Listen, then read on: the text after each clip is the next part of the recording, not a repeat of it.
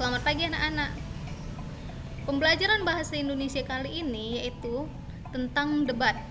Sebelumnya, apa kalian tahu apa sih itu debat? Di sini Ibu akan menjelaskan tentang debat. Yang pertama yaitu pengertian debat.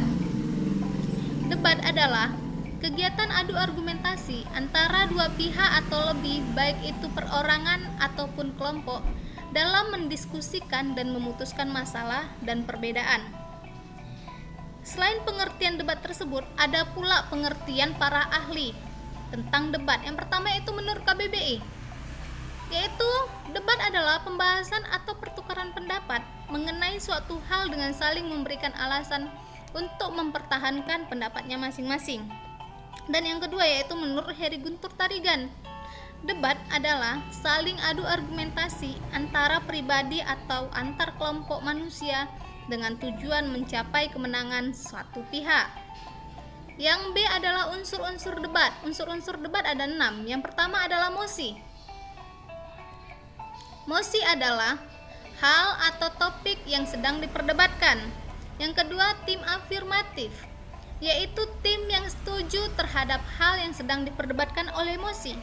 Yang ketiga, tim negatif. Di sini, tim yang tidak setuju atau menentang sebuah mosi. Yang keempat, tim netral, yaitu tim yang memberikan dua sisi. Yang pertama yaitu baik dukungan ataupun sanggahan terhadap mosi tersebut. Yang kelima, moderator, yakni orang yang memimpin dan membantu jalannya sebuah perdebatan. Dan yang terakhir adalah penulis, yakni orang yang menulis kesimpulan suatu debat. Yang C, struktur dalam debat. Yang pertama yaitu pengenalan. Setiap tim memperkenalkan dirinya masing-masing. Yang kedua yaitu penyampaian argumentasi, yaitu setiap tim menyampaikan argumentasi terhadap topik yang dimulai dari tim afirmasi, kemudian diakhiri dengan tim netral. Yang keempat adalah debat. Pada debat, setiap tim mengomentari setiap argumentasi dari tim-tim lainnya. Dan yang terakhir adalah simpulan. Pada simpulan ini, setiap tim memberikan ungkapan penutup terhadap pernyataan topik sesuai dengan posisinya masing-masing. Yang D, yaitu tujuan dari debat. Yang pertama yaitu melatih sebuah keberanian kita untuk mengemukakan sebuah pendapat. Yang kedua yaitu melatih mematahkan pendapat lawan. Yang ketiga, meningkatkan kemampuan merespon suatu masalah dan lain-lain sebagainya. Yang E, ciri-ciri debat, yaitu yang pertama terdapat dua sudut pandang, yaitu afirmatif, pihak yang menyetujui topik, dan negatif, pihak yang tidak setujui topik. Adanya proses saling mempertahankan pendapat antara kedua belah pihak. Yang kedua yaitu adanya sebuah adu argumentasi yang bertujuan untuk memperoleh sebuah kemenangan. Yang ketiga yaitu hasil debat diperoleh melalui voting atau kepuasan atau keputusan juri. Yang keempat yaitu sesi tanya jawab.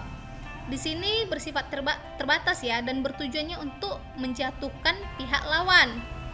Dan yang kelima yaitu adanya pihak yang berperan sebagai penengah yang biasanya dilakukan oleh moderator sendiri. Yang F, tata cara dalam perdebatan.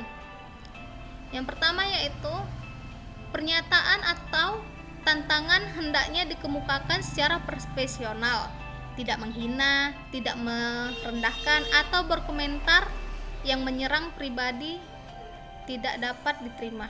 Yang kedua yaitu analisis kritis, sintesis, dan keterampilan retorika. Retorika itu keterampilan berbicara atau bicaranya itu tidak terbata-bata.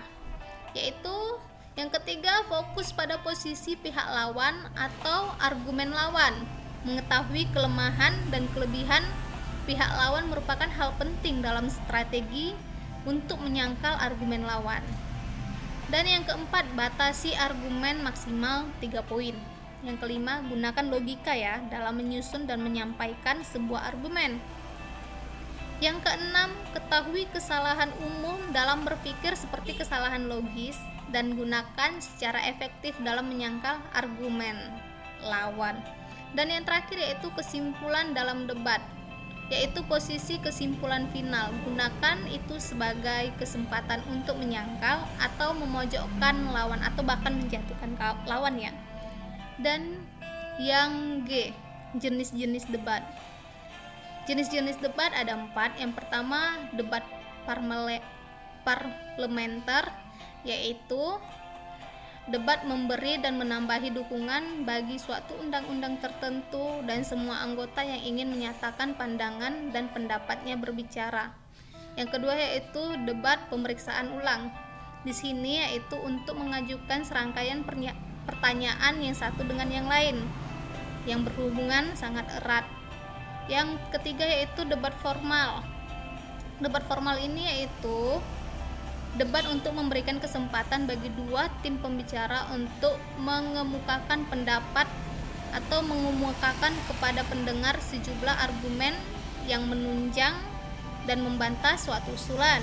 Dan yang terakhir yaitu debat kompetitif. Di sini yaitu debat sebenarnya dalam parlemen, debat kompetitif itu tidak bertujuan untuk menghasilkan keputusan, tapi lebih diarahkan untuk mengembangkan kemampuan tertentu di kalangan pesertanya, seperti yaitu kemampuan untuk mengutarakan pendapat secara logis, jelas, dan struktur. Demikian materi Ibu hari ini tentang debat. Semoga materi ini dapat membantu kalian dalam hal-hal perdebatan. Terima kasih dan selamat pagi, selamat aktivitas.